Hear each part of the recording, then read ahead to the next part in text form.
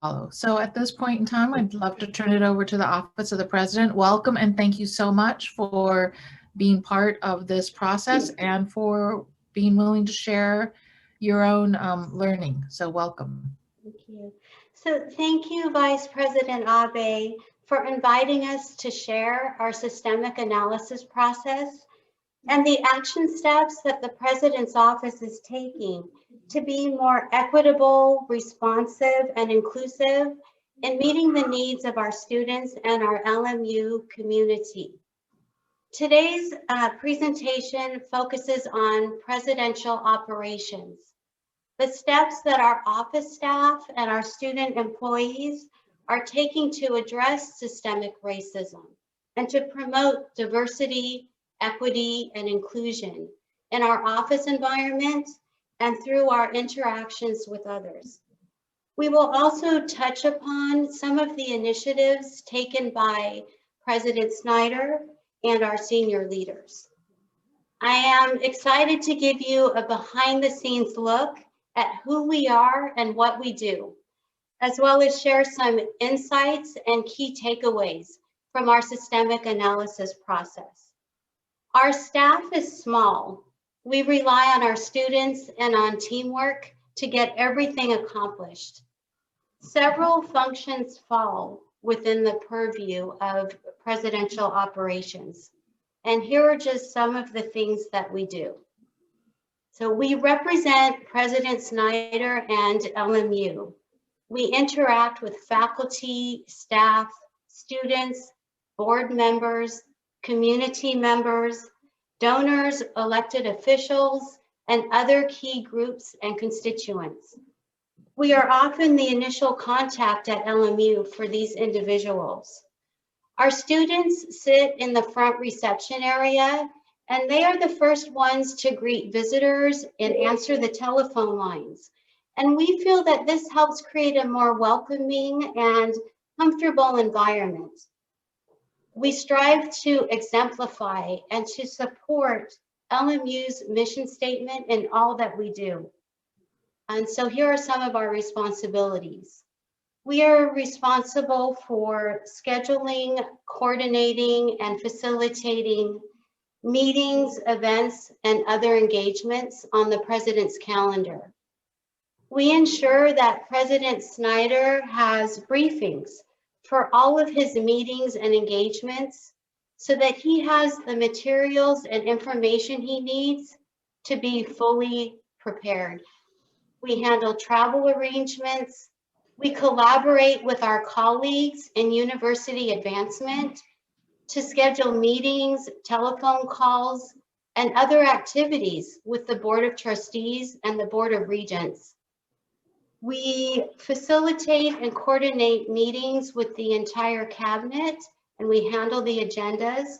And we also do this with the one-on-one meetings with President Snyder's direct reports. And we manage and execute events in the President's boardroom, the President's dining room, and the President's residence. Our systemic analysis process included the following steps. So first, all active members of our team attended systemic analysis training. Subsequently, we met together to brainstorm issues to address and to discuss actions we could take. We shared our ideas with President Snyder, and then we revised and added to our plan based on President Snyder's input. We identified 4 main issue areas where we could take action. These include training, hiring, office environment, and meetings and agendas. So we will now dive deeper into each of the 4 issue areas that we identified. Our first goal was to more explicitly address diversity, equity, and inclusion issues in training our staff and our students. Sheila Weisenberger, Administrative Specialist, will discuss some action steps we have taken to enhance our office training. Sheila. Thank you, Debbie. My name is Sheila Weisenberger, and I'm an administrative specialist in the President's Office. All of the President's Office staff and student assistants participated in systemic analysis training, implicit bias training, LinkedIn learnings, and professional development courses. We also have monthly meetings where we discuss our DEI efforts so that we continue to grow and continue to support each other and also stay connected, especially on these issues. These trainings will be a part of onboarding for any new students and staff members. This will be an ongoing process so that we are continually improving and supporting each other. With that, I'll turn it back to Debbie. Thank you, Sheila. One of the highlights of my job is to work with the most amazing students that attend our university. They start with us as sophomores, and they go through a rigorous screening process, followed by an intense training and professional development program. They attend an orientation every summer, study and learn all of the President's Office protocols and procedures, and continually review and update an electronic desk manual.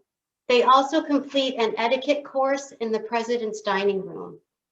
Our job is to mentor, train, and develop them in ways that future employers will instantly recognize. Our entire team collaborates to accelerate the development of these high achievers. It is one of the most rewarding and satisfying parts of my job. I would like to introduce you to our student administrative supervisor, Madison Bradford. Maddie is a senior accounting and finance double major who has already secured a position upon graduation with the esteemed accounting firm of Deloitte. Maddie will discuss our student training and professional development program, as well as steps that we are taking to achieve our DEI goals. Hi everyone, I'm Maddie Bradford. I will be sharing the student perspective of working in the President's Office. So as students, we complete a wide range of tasks and learn many skills that are needed in future professions. A couple of the things we do is we exercise hospitality in a way that welcomes and includes everyone. We make the President's Office more efficient and effective. We develop an understanding of presidential operations and how an executive office functions. Through this, we increase our knowledge and understanding of senior leadership, the President's cabinet, university divisions, and campus as a whole. We are also encouraged to contribute our own ideas and take ownership of our work in the office. So day-to-day tasks in the President's Office this year did look different due to remote work, but we were able to spend a lot of time and focus on learning how to manage and promote diversity in the workplace here at LMU and in every job after. We implemented a professional development log and a task log to track tangible actions we were taking to educate ourselves to become better accomplices going forward and make every environment feel more welcoming and inclusive.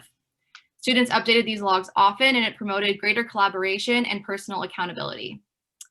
We also started monthly reflection meetings where we shared our progress towards our goals and how we can continue to better ourselves and challenge ourselves as an office.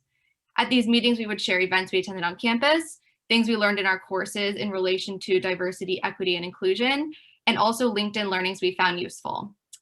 Recently, a LinkedIn learning that a student shared was called Confrontation Bias, Thriving Across Our Differences, and it talked about the true meaning of inclusion and that just because someone is in the room doesn't mean that they feel included. So you have to take those tangible, intentional actions to make sure that they feel respected and a part of the community. Going forward, our student team is going to change our student employee orientation to include a training and session on our office goals regarding diversity, equity, and inclusion, and the big role that students do play in those. New students are also going to complete an implicit bias training as well as the systemic analysis workshop that we attended last semester. Lastly, we also started writing semester reflection papers, and these were shared with President Snyder and Jennifer Abe so they could see the work that we were doing as students to improve ourselves as professionals. Now I will share a quick video that one of our student assistants, Skylar, made so you can hear a quick reflection and note from each of our students that currently works in the office.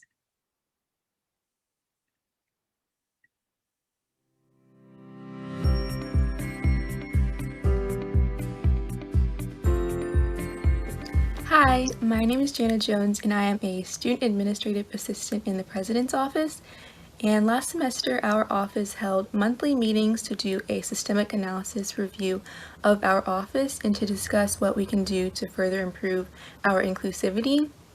And these meetings will continue this semester and allow us as a team to reflect on what we are doing to advance social justice. Something that I've really liked about this systemic analysis monthly meetings is the accountability that it's brought forth to us. Being able to hold each other accountable as individuals and as an office as one, I think will really help us improve, be more inclusive, and be better as a whole. I really appreciated this opportunity because it allowed me to reflect and work on the biases that I have. As a student and as an employee, I think it's really crucial that we recognize our potential biases. Working on implicit bias is a lifelong commitment, but I'm so thankful that the President's Office gave me the opportunity to start this work now. We all felt very lucky that Debbie and the office staff included us in these trainings because we got a firsthand look at the commitment LMU and the President's Office has made to fostering a bias-interrupting community. In covering ideas ranging from gender roles to microaggressions, I found the trainings to be a really great beginning to an important conversation about how to best treat our peers. I believe conversations like these are a really great way to help each of us become more aware going forward about the ways in which we speak and treat others. Although our work as individuals and as an office does not end with these trainings, I am proud and grateful to be part of a community that prioritizes equity, inclusivity, and continual growth. And I look forward to what the new semester has to bring. And with that, I will turn it back over to Debbie. Thank you, Maddie.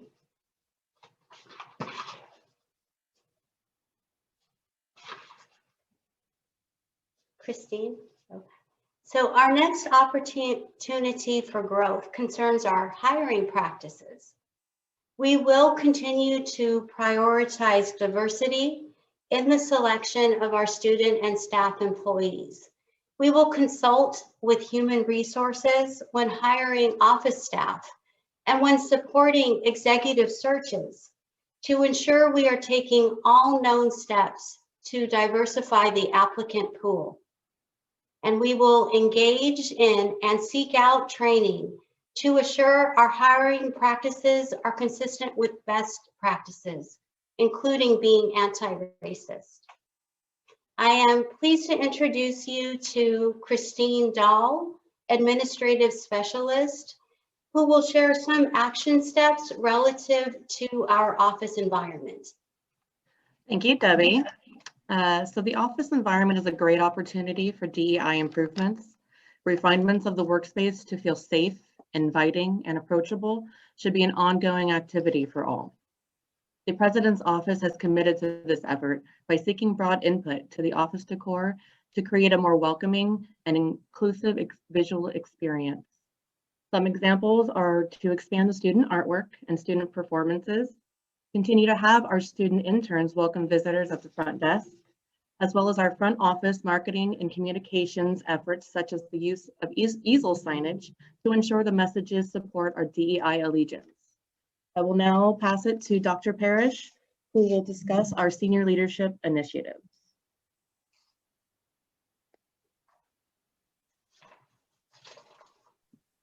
Thanks to all our staff and students for the presentation.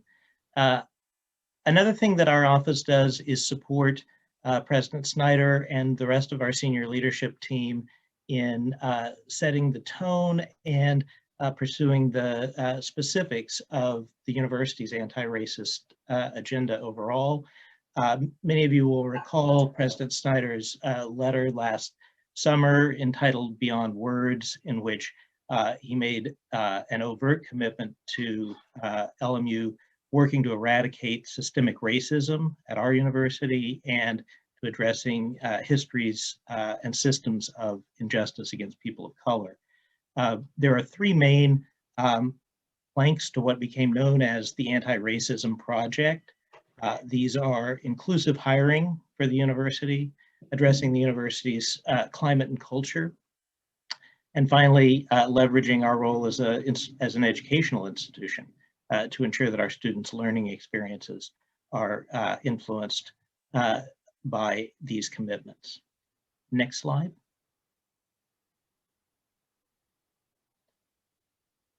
one of the things we've tried to do this year is really prioritize engagement with different communities, especially communities of color across campus, to really spend a lot of the president's time in dialogue with those communities. Sometimes those have been really enlightening conversations. Sometimes there have been challenging aspects to them, but I know that there is something that both President Snyder and the leadership team have learned a tremendous amount from. And our goal is to build a sense of trust with the whole community that this commitment to the Anti-Racism Project is substantive and real, that it's not a temporary thing, but an ongoing commitment.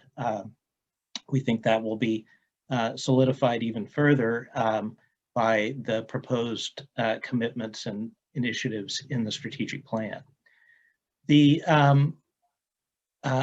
Over the last year, the president's either participated in or hosted listening sessions or been part of virtual forums or arranged meetings with the whole range of groups that you see here, student leadership groups, alumni groups, faculty and staff groups, centering on the Black community as we've been doing all year, but also including representatives of other important groups as well. Next slide. One important way operationally that our office contributes to this focus and supporting it is through our supporting the meetings and agendas for the president. So one of our operational goals is to ensure that our meetings, our agendas, our dashboards, and things like that are really aligned with and working to support the Anti-Racism Project and the rest of our DEI initiatives, whether that's time on the cabinet agenda, on the Board of Trustees and Regents meetings agendas, and in the president's one-on-one meetings with his direct reports, really to make sure that this is something that we're regularly tracking, engaging with, and monitoring progress on. So our commitment this year is to be more intentional about this in the creation of agendas for those groups. We're working with Jennifer and other groups who are helping to develop dashboards and identify appropriate DEI measures for the university to track, and those will become regular parts of the president's meetings and agendas. And finally, to ensure that all the president's direct reports, not just intercultural affairs, but all the offices that report to him are regularly engaging with how they can support these initiatives. Thanks. I'll turn it back over to Debbie. Thank you, John. So in conclusion, we think that these steps will provide some good ways that our office can contribute to the LMU Anti-Racism Project that are consistent with our office's unique responsibilities and opportunities. And each day we strive to challenge ourselves by asking, how do we signal our commitment to inclusion and equity in all that we do, and how do we do it? How do we provide access, support success, and communicate respect and responsiveness to our students, colleagues, constituents, and all with whom we interact? This process has shown us that we can all contribute to LMU's Anti-Racism Project, each in our own way at every level. Leaders create the culture. Students are leaders. No challenge is too great for us. Conversation is essential for change. We can lead the way and help evolve society. We must be bolder and focus more closely on the priorities important to our university and to society. Our Jesuit values guide us. LMU is on track to realize more fully our mission, where faith and justice are always intertwined. Thank you. Thank you, all of you. What a team effort. Thank you very much. So at this time, why don't we open it up to questions? You have an opportunity here to ask.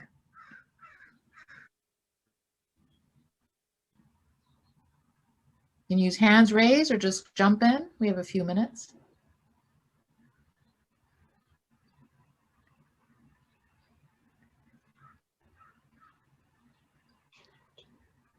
Okay, it's very hard to do a presentation and not have anything come back. So why don't we start with just write some of your initial responses in the chat. Just a few words or a sentence or so, but go ahead and do that so that we get some feedback. I appreciate it. I see Carol's raised her hand. Is it okay if I ask a question? Oh, absolutely. I didn't see you, Carol. Thank you. Okay. So I'm curious. I think I heard something mentioned about the decor of the president's office suite, and I was wondering about that. Could you speak to that in a little more detail? Yes. So in the president's dining room right now, we have a student artwork displayed. And so we would like to do the same in the president's office. It's displayed, art created by our students. Thank you. Good idea.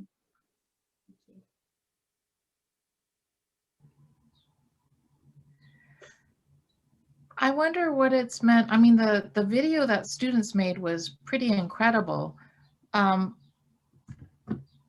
But what was it like for the rest of the staff to just have students take that kind of role? How did that affect how you work together, just the process? Because it seems like you really centered students. So our students have always played a significant role in our operations because our staff is so small. So we've had a professional development program in place for years. But adding this piece to it really enhanced it and raised our awareness. And we were just so happy to have our students participate and contribute their ideas to the office. I agree with that. I think it's really natural that we'd include our students that way because of the office culture and the way that they're important to the way our office runs. And it also just blends so nicely with the co-curricular experience that we try to make student work, you know, where it reinforces learning and the values and other things that they get from an LMU education. It should be noted you're the only unit that brought students to the systemic analysis training, and they brought an energy that was really welcome too. Kristen, you had a question. Do you want to ask it? I too was very impressed with the students project. I'm just wondering, when did you all start your analysis and then get from literally from point A to where we are today? We started immediately after we attended the training through Intercultural Affairs. And the staff met initially. And once we had identified the 4 main issue areas and discussed our action steps, we immediately included the students. Thank you, well played.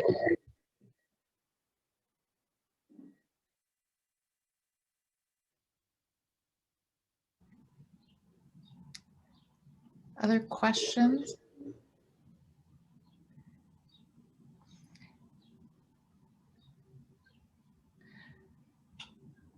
Maybe, let's see.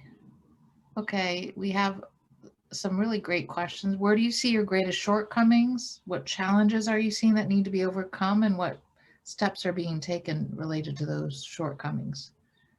Could you speak to some of those issues? Let's see. Our greatest, I wish we had more time with our students.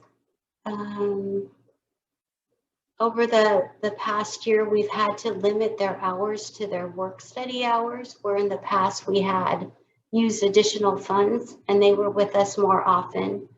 And remote, it has been a challenge working remotely, but as Maddie explained, you know, we meet regularly where we share ideas of, you know, what are their aspirations for the future, what worked, what hasn't worked, and we're continually sharing and setting new goals. So, so I would say the challenges would be their limited hours and just our remote situation. It's helpful to their development to have them have hands-on experience, and we weren't able to provide that as much this past year. So with some of the questions that I'm seeing raised, please note the distinction between presidential leadership and the operations of a presidential office, because what you're seeing here is with our staff, this is a staff just like staff in any other office. So some of your questions may relate more towards our president's leadership rather than what the focus is here, the operations. But at this point, maybe I could turn it over to our president for any comments or just to close off our session here with your presentation. Sure. I'll actually take the time to answer some of the remaining questions just because universities are about satisfying curiosity, although typically we try to make people yet more curious. It doesn't mean we don't answer questions. Taylor asked us how DEI efforts are being put in place when hard decisions about furloughs and layoffs are coming up. First and foremost, with the furloughs and the layoffs, all decisions were made strictly based on whether given individuals had work to do. So where people had work, they remained employed. Where they didn't, that ended up dividing us in ways unfortunate, but in ways from which we hope to recover very quickly. Related to the question is also that if you're going to implement something new at a university, typically you do it by when the tuition goes up and you pay for all the expenses that have been going up, you have a little left over and you can dedicate that to your new initiatives. Unfortunately, we launched a major DEI initiative at the same time we were losing $50 million in one fiscal year. Well, that's kind of hard. It's like it's trying to make something when the cupboard is bare. But through Dr. Abe and so many others' ingenuity, we have made some significant changes that we think are important, not just symbolically, but important to how we proceed going forward. So we're proud of what we have done so far, but we certainly have more to do. Back to the shortcomings and challenges about which Alexis and Nicole asked, and this doesn't relate to our operations, it relates to our leadership team. We do not show up very well as a cabinet in terms of diversity. We're not an all-white cabinet, but we're majority white. We presently have no Latino or Latina membership on our cabinet. We have no Black membership on our cabinet, and we'll see how that spins out going forward. I think the challenge is you can't make too many hires on a group that small, but at some point in the future, we'll probably have some opportunities. We'll wait and see about that, but we could do better there. And we have dedicated ourselves to that. So let's hope we can do better in the future. I just wanted to, if we are closing, thank the team, particularly Debbie Kavanaugh, for her and their leadership. As you can see, Debbie runs not just a professional office, and the demands are really high, but also one that is inclusive in terms of who participates. And that's a significant step in a world that seeks to be more inclusive, more equitable, and more diverse. You have to see people, meet them, and be with them where they are, and welcome them as persons just as smart or smarter than you on any given issue. Occasionally you may be smarter, but those times are actually rare when one is, say, the smartest in the room. It has to be a topic that's a forte for you. And Debbie recognizes that. the whole of our office and the tone of our management, and certainly of my management, is we don't think of people working for given others. We think of them working with given others. The difference is when the decisions are made, some are privileged with that decision and also burdened by the responsibilities and the pressures associated with it, while others are not. And as you know, that cascades within an organizational hierarchy. But the good piece is Debbie has managed our staff and our office in ways really remarkable. It's running better than it ever has. I have to find some wood I can knock on because things do go wrong. We do get crazies. We get death threats. We get, and they're not just aimed at where you think they may be aimed, but we've even had them aimed at our students for reasons that are somewhat, well, we worry that the people aren't well who make them. It's probably a good conclusion.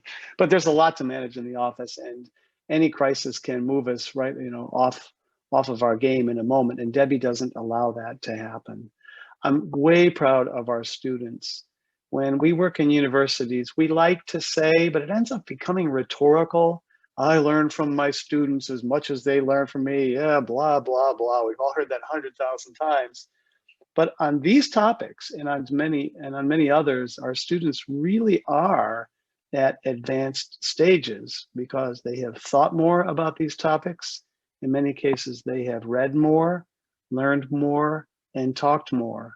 And I call our current generation the solidarity generation, not Gen Z or iGen or whatever others want to call them, because they are in solidarity with fellow humans in ways that we've never seen in our history. And I think the students who work in our office exemplify that.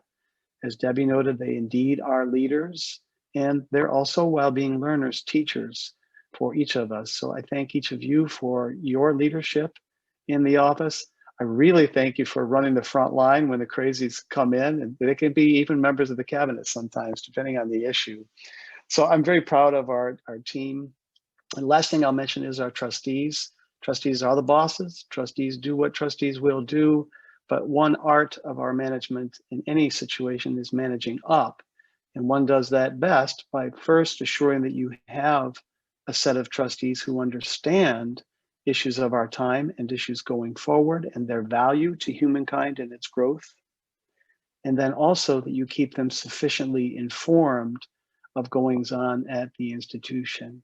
And this is where Dr. Abe, where John Parrish, who works in setting the trustees' agendas, have been very, I think, fairly stated, clever, especially when you have some people who are hard to move by virtue of their life training and the stations from which they come, be they stamped in geography, time, or familial settings. So I believe we are set to do very well with our DEI initiatives. The one thing we have to keep our eyes on is action and not just the words. And that's why, of course, I titled the essay Beyond Words. We really need to work beyond words. And I think our office is set to exemplify that. And I thank each of you for being with us today. It's really remarkable. So many people have come together. Thank you. Thank you, President Snyder. I think everyone here would note that your office and you are modeling the process. We all start somewhere, and I think that is so important, that signaling that none of us are exempt from this process of self-reflection, regardless of where we're situated at the university. So thank you for supporting this process so strongly by your actions. So we will turn then to the OIA presentation at this time. I will begin. I'm Jennifer Abe, pronouns she, her. I'm the VP for Intercultural Affairs. I'm a mid-50s Japanese American woman. I have glasses, a long COVID-inspired ponytail with a retro pattern long sleeve top that was passed down to me from my aunt and my mother. Welcome to OIA. We are a small office like the Office of the President. We like to say small and mighty. We have 5 areas of emphasis, and I'm going to just drop them in the chat without going over them in a lot of detail. We track the structural diversity of the institution. We look and attend to the infrastructure and evidence that's used to support DEI efforts. We have capacity building and leadership development programs. We have a program, the ACE, Academic Community of Excellence program, that really focuses on our educational mission, our work with undergraduates. And we are also expanding that work, as you will find. And our work to change the culture, climate, and identity of the institution with some of our communication and other efforts. So that is our overall framework for our work. What are we doing in terms of the systemic analysis process? Well, we engaged in several weeks. We set aside a month, extra hour tacked onto our weekly meetings. And here I want to thank Hillary for her role in structuring our discussions so that they would be really meaningful and productive. And what you're going to find is our team speaking to this process. Before we begin that, we have a slide. If you go to the next one, this is how we will proceed. But as part of the introduction, before I turn it over, we're going to give you a little bit of a sense of the systemic analysis across the university. So if you go to the next slide. Here is a slide that's an infographic that just documents how many participants have gone through our systemic analysis process thus far. It's 191 people, representing about 74 units across the university. This is our 15th report out session today, but we've had many universities, many units go through reporting, sharing information from their learning. So this is the context in which our office, you might say, why is the Office of Intercultural Affairs doing this? Isn't all our work DEI focused? And yes, it is. However, like the Office of the President, our work has to do with what are we doing at a very local level. How can we do our work more effectively, and how do we improve? Again, with that in the interest of continual learning. So I want to turn it over to Jose Chavez, who will share with you a little bit more about how we're sharing this learning across the university, and then we will go to our own process. Jose? Hi, everybody. Jose Chavez, Intercultural Affairs Associate. My pronouns are he, him. I am a Latino with black hair, brown eyes, and I am wearing a blue shirt with white stripes. So I'm going to drop the link to where we're housing the progress reports on the message area. And if you want to click and just look at it, we're not going to go into detail about it, but we're housing that in our website. You can view what other units are currently doing, and they're searchable by name. We're also going to have it searchable by theme. So any themes that came up in the process, you can search it by theme. So if anybody talked about hiring or anything like that, you can click it and then it'll take you to whoever talked about it in their progress reports. So we hope to get more progress reports soon. So hopefully it'll be soon that we get more, and we'll continue to update the website. But for now, that's what we have. And for now, I'm going to pass it on to Hillary.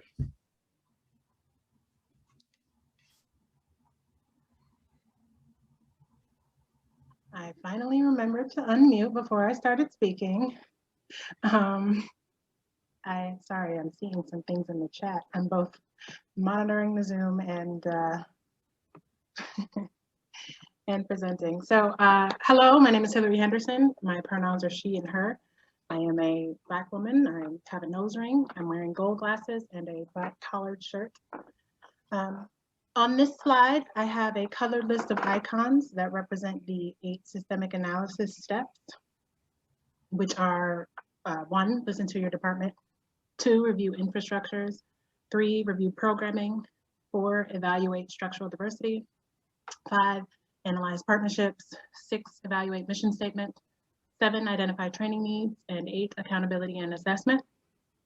For our team systemic analysis, we explored all 8 steps and took a deep dive into where we are and what we would like to see for OIA's future as well as campus future. and how we may improve our own programming to be more equitable. We started our process by taking a look at what we have already done. And as Jennifer mentioned, doing systemic analysis as the office that started the project was very interesting. For step one, we had a long list of who our constituents are, basically the whole campus, and what our programming scope is and so forth. We had to look further inward to examine our office structure, our team dynamic, look at the feedback and evaluations we receive regularly from our different initiatives. But as DEI is baked into what we do, we had to take a look into what our office really needed internally. We conducted a SWOT analysis. And for those who may not know, SWOT stands for strengths, weaknesses, opportunities, and threats. We explored different ways to enhance our programs one by one based on what we found. Our big question really was, what are we missing? We explored our office structure down to position titles and the name of our office as a whole. We explored policies and the diversity of our own office, as well as the kind of system we have in place for our collaborations with other units and offices, which is really the meat and potatoes of how we accomplish our goals is our collaboration. I'm going to turn it over to Kim to explain what we got out of our SWOT analysis. Thanks, Hillary. Good afternoon, everybody. My name is Kim Misa. I'm the research associate in the Office of Intercultural Affairs. My pronouns are she, her, and I'm Filipina American. I have dark hair, dark glasses, and I'm wearing a dark gray turtleneck. The slide I have before you is a quadrant of our SWOT analysis. And so as Hillary was saying, we dedicated several meetings to taking a look at ourselves, our initiatives, and the way we do our work. And we did this using a website called Mural. And so each of us was in this website and identifying our strengths and weaknesses, opportunities, and threats together. And these are the themes that arose from that process. So I'm not going to go over all of them. I'm just going to highlight some of them within each section. So some of our strengths we identified are our strong campus partnerships, which really allows us to do our work, our effective programming, as well as data. We have lots of data from our campus climate surveys, as well as our community check-in surveys, and all the evaluation data we get from our programming. In terms of opportunities, the current institutional climate, which is a result of the pandemic, as well as the racial reckoning of our nation. We also see this remote work as an opportunity to provide access and greater reach in terms of what we're doing. Some weaknesses we identified are our communication, getting the message out about all the things that we do.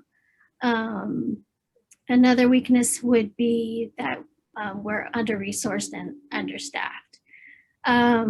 Threats that we identified were, what's currently going on related to racial reckoning and the pandemic. And then we also talked about lack of resources, like financial resources, and then data came up, and external threats. And now I'll turn it over to Joe to talk about the issues we identified from our process.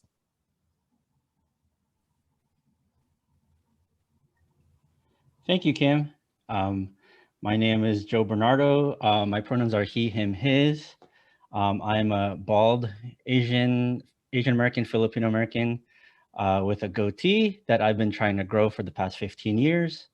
I am wearing a white collared shirt. And as Kim said, that we identified 3 major issues that we wanted to address in our office and hope to address. And those are intersectionality, accessibility, and try to accommodate graduate students a little more. We'll go into each issue area in greater detail. Next slide, please. So intersectionality. So we're going by the definition of intersectionality by Kimberly Crenshaw, where it's understanding, trying to understand how aspects of a person's multiple identities, social political identities, race, gender, religion, ability, etc., combine to create like different relationships and experiences of discrimination and privilege. So, for example, while women as a whole are marginalized in many categories compared to men, women of color, many research studies have found, women of color may be disproportionately marginalized compared to white women. Therefore, understanding these intersectionalities is very important when trying to address equity for the entire community. And we as OIA can do better, do a better job in highlighting these issues in our work. Back to Kim. This is Kim. So one of the things that we talked about was data. And a lot of our data is kind of one-dimensional. For example, just data on gender or data on race, whereas we want data that looks at both gender and race. So one of the action steps we identified was obtaining data and structuring it to reflect this intersectionality. So intersectionality of identities and issues. So an outcome we identified was this formation of the disaggregated data work group. And then in the future, we would like a DEI dashboard. And now I turn it back to Joe. And then the second part of action step within intersectionality is supporting the development of perhaps new affinity groups based on intersectional issues and continue to support existing affinity groups. So we can analyze community surveys for possible intersectional issues and discuss intersectional issues with existing affinity groups that we currently support. And then the third item or action step is providing education and awareness on intersectionality and its impact on the community. So we could do this in numerous ways, including developing diversity inclusive quick tips. I don't know if how many of you seen our kind of quick tips little guidebook that we have produced. We want to do one on intersectionality to kind of educate the community on the issue. And then, of course, include intersectionality within all of our workshops on anti-racism that we plan to do moving forward. And now I'd like to hand it off to Seal to talk more about accessibility. Thank you, Joe, and good afternoon, everyone. My name is Seal Flores Valleyfield. I'm the assistant to the Executive Vice President and Chief Administrative Officer, Lynn Scarborough, and I have a dual appointment with the Office of Intercultural Affairs as their events coordinator and second admin. My pronouns are they, them, theirs. I'm a biracial Black and white person. I have dark brown curly hair, glasses, and I'm wearing a solid green sweater. So the second issue that we identified in our systemic analysis is accessibility. And our overall goal here is to increase accessibility of materials, programming, and web applications in order to facilitate navigation for people of all abilities. So we identified 3 action steps as well, and each of the action steps has outcomes and measures and steps moving forward. The first action step that we identified was implementing universal design for learning practices within programming. And for those of you who don't know, universal design for learning, or UDL, is a framework that was designed by CAST, which is an educational nonprofit. And it was created to improve and optimize teaching and learning for all people based on scientific insights into how humans learn. So what that means for us and our outcomes is to put this into practice and to promote an institutional shift to UDL, and also promoting widespread use of accessibility tools. And one of the other outcomes that we have for this is translation of our materials into different languages to promote cultural accessibility. Moving forward, and what we've started putting into practice is how we navigate our virtual realm, and part of this is with Zoom. So as you can see, we're utilizing closed captioning. We have audio transcripts. We've also begun using descriptions for ourselves. We've described ourselves when we take over speaking. We say our names again. We describe our materials and slides. And also connecting with other units like IPS to keep abreast of other ways to make our programming accessible, and connecting with other units, attending workshops, trainings, and seeing how other units have begun to implement UDL, providing support there, and also gaining insight into how we can integrate those ideas into our work. And I'd like to turn it over to Hillary to discuss action step number 2. Hello again, Hillary here. For our second action step, as we were thinking through accessibility and its implementation, we realized that we needed more knowledge in order to move forward. So we've actually already taken this step, or begun this step, because it's never over. But around the subject of accessibility and UDL, we are building our capacity. We hosted a training session on January 27th with Priscilla Levine, who is the Director of Disability Support Services.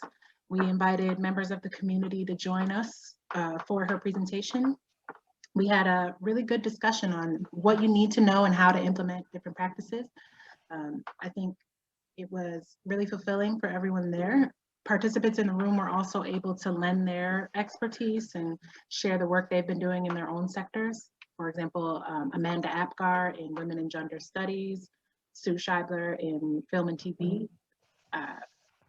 Those who have already some knowledge, practice, expertise, etc., in UDL and accessibility. And in the future, we'd like to explore more sessions like this, perhaps encourage and definitely encourage other units to join us, as well as seek out their own training needs in different ways. Seal. Thanks, Hillary. This is Seal again. So the last action step that we identified was including disability questions on campus surveys for disaggregation of data. And the goal here is to incorporate disability as a norm when collecting data throughout the university. And part of what we've done and moving forward is to update our research materials, consult with HR, institutional research, and decision support, and disability support services, and also collaborating with the DEI working group to excuse me, to get the ball rolling with that. Now I'd like to turn it over to Stephen Neal, who will be talking about graduate student support. Good afternoon, everyone. My name is Stephen Neal. I direct the Academic Community of Excellence program, which supports underrepresented students on the path to graduate and professional school. I'm an African-American male with short black hair, and I'm wearing a blue and white striped shirt. And earlier, Joe mentioned that one of the issues that OIA identified was the need to support graduate students. So I'll briefly mention how our office is addressing this need and how it connects to the support that we provide to A students in their pursuit of a graduate or professional degree. So under inclusion in programs and data, the Office of Intercultural Affairs has and will continue to include graduate students in its data reports and assessments, initiatives, and other events.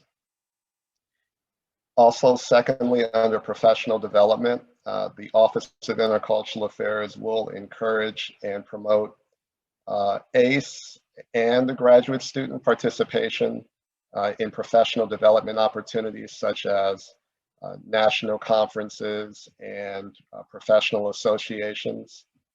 And then thirdly, under networking opportunities, the office will create networking experiences between ACE and graduate students, such as mixers and panel discussions on various topics. And these are ways where we can create linkages between and provide dual support to both graduate students and students who are in the ACE program. And so finally, I'll turn it back over to Jennifer, who will conclude our presentation. Thank you very much, Stephen, and to all of our OIA staff. We could stop sharing now. So you can see that we are learning, and we will continue to do so, just like the rest of the university community. And at this point, I'd like to turn it over to you all for questions, comments, reflections. We have a few minutes.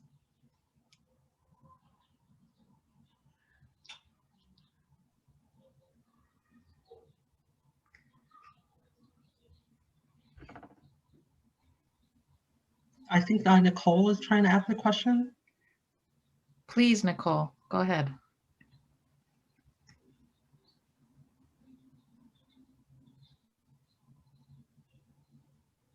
I don't know if she's muted. I think your volume is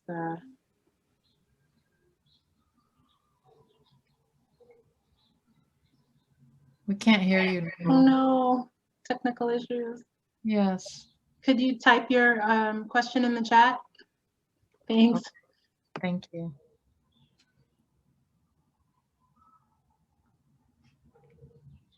Any questions?